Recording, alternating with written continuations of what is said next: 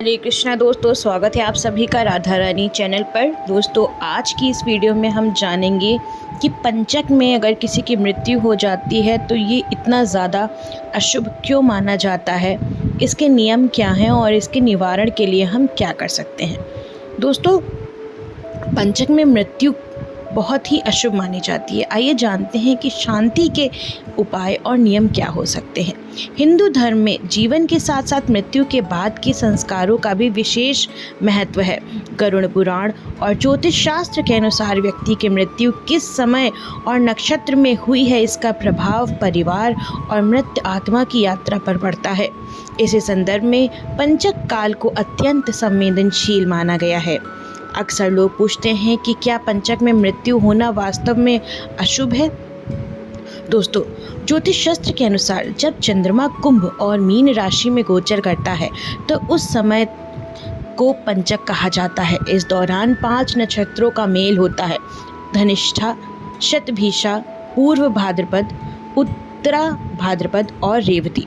इन नक्षत्रों के दौरान किए गए कार्यों का प्रभाव 5 गुना बढ़ जाता है। पाचक में मृत्यु को क्यों अशुभ माना जाता है, आइए जानते हैं। धार्मिक मान्यताओं के अनुसार पाचक में मृत्यु को इसलिए वर्जित या कष्टकारी माना जाता है क्योंकि ऐसी आकांक्षा रहती है कि उस परिवार या कुल में 5 अन्य मृत्यु या कष्टकारी घटनाएं घटित हो सकती हैं। यह 5 का योग ही भय का मुख्य कारण होता है। शास्त्रों का कहना है कि यदि विधि विधान से शांति न की जाए तो मृत आत्मा को शांति मिलने में बाधा आती है और परिवार पर संकट मंडरा सकता है। आइए जानते हैं कि पंचक के दौरान मृत्यु होने पर शांति के लिए हम क्या उपाय कर सकते हैं। यदि किसी प्रियजन का निधन पाचक काल में हो जाता है तो घबराने की आवश्यकता नहीं है। गरुड़ पुराण में इसके निवारण को स्पष्ट रूप से बताया गया है। सबसे पहले कुश के पुतले, इसका पंचक में विधान है। दाह संस्कार के समय शव के साथ कुश, एक विशेष घास है या फिर आटा से बने हुए 5 पुतले अर्थी पर रखे जाते हैं।